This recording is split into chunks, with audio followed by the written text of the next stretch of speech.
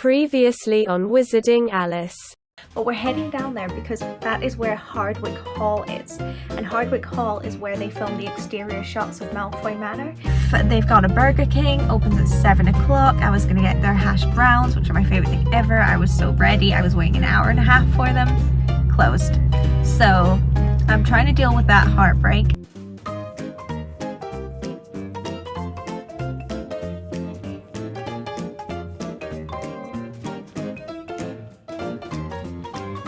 Right then, so it is the 21st century now, and we can actually illuminate the chamber in all of its full glory, like so.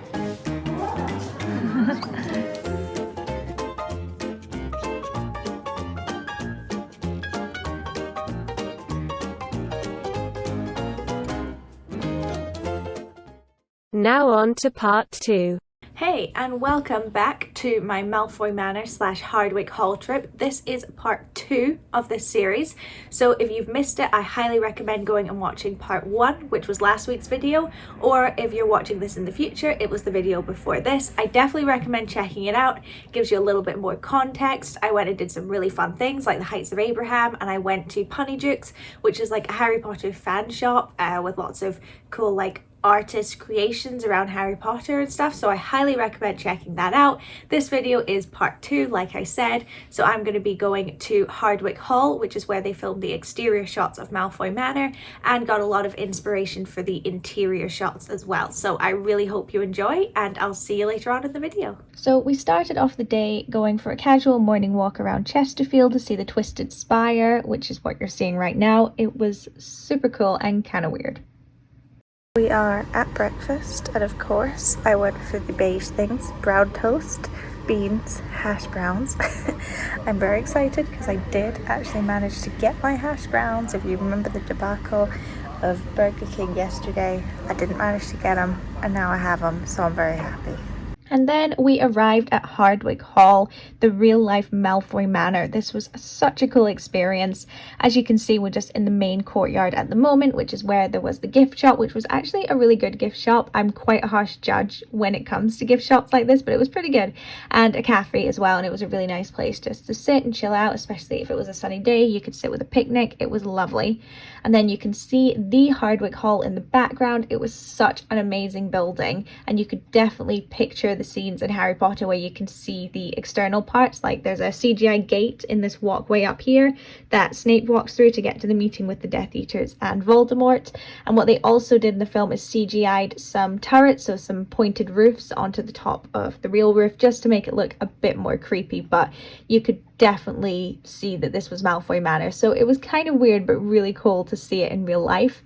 And I was just obsessed with the building. It was absolutely beautiful. This statue here is of Bess of Hardwick, and she actually owns Hardwick Hall, or owned it, I should say. She was around in the Elizabethan times. She was a bit of a boss lady, actually. So she was married 4 times. She wasn't that rich to start with, and she kind of worked her wealth up. She basically invented the prenup and made sure that she was getting as much money as possible from these deals. And she basically built and ran Hardwick Hall, which is awesome. We then did get caught in the rain a little bit. As you can see, it was chucking it down, but we just sat under an umbrella and had some drinks, which was really nice. It was actually quite atmospheric to see Malfoy Manor during a storm, so that was pretty awesome. We then got to go inside. You could definitely tell this was the inspiration for some of the interior scenes for Malfoy Manor in the films. Like, you could totally imagine all the Death Eaters and Voldemort sitting here having their discussions, you know, with Nagini sliding around. The whole place had a really creepy vibe to it, a lot of dark colors. This, I just wanted to film as I wasn't sure what this room was about, but it looked like Ollivanders. It looked like all these drawers had wands, so I thought that was really cool. This was probably my favorite room in the whole place just because of how weird it was.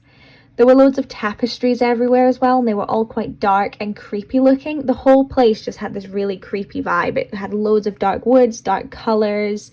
Even though there were these big massive windows, which is what it was known for, it just felt creepy and very Slytherin-y, like these big stone steps, the big heavy tapestries.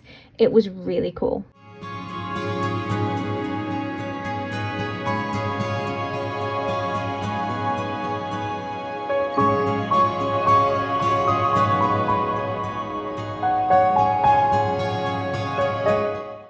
And And then we entered, I think it was called the Long Gallery or something like that, and you can definitely see why. It was pretty long.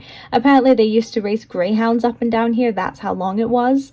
I was obsessed with this room. So one thing you might not know about me is that apart from being a big Harry Potter fan, I'm also a massive Tudor Elizabethan history fan, and there was a legitimate historical portrait of Elizabeth I up at the top there, so I was kind of obsessed with this and I couldn't stop staring at it.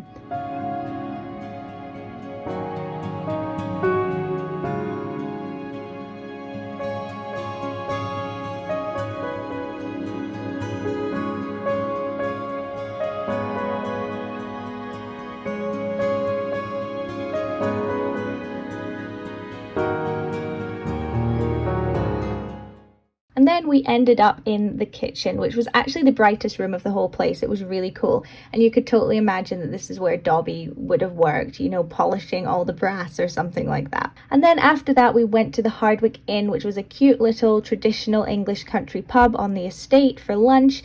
It was really cool. It was totally what you would picture if you think of an English country pub, really cozy, really cute. And it was kind of drizzling outside, so it made for a really cozy occasion. We had an absolutely fantastic time here. It was a great way to end our time at Hardwick Hall. I got a roast dinner, which you're seeing at the moment. It was delicious. My mouth is watering just thinking about it just now. It was honestly so good. And sadly, that is the end of my Malfoy Manor / Hardwick Hall trip and my trip to Derbyshire. I hope you enjoyed watching it. I had a fantastic time not only going and experiencing it all obviously, but also editing it, putting it together, reliving it. I had so much fun. It was so nice to go to an actual Harry Potter filming location. If you've been watching my channel, thank you if you have.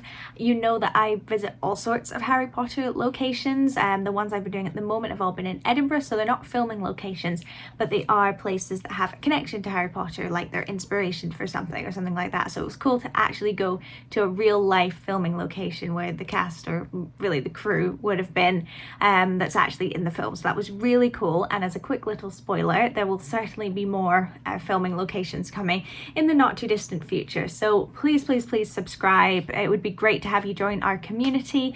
Please like this video if you enjoyed it, and comment down below if you've been to any Harry Potter filming locations, or even just any filming location for any film ever. I'd love to know what you've seen, where you've been, all that kind of thing. But thank you so much for watching, and I will see you next time. Bye.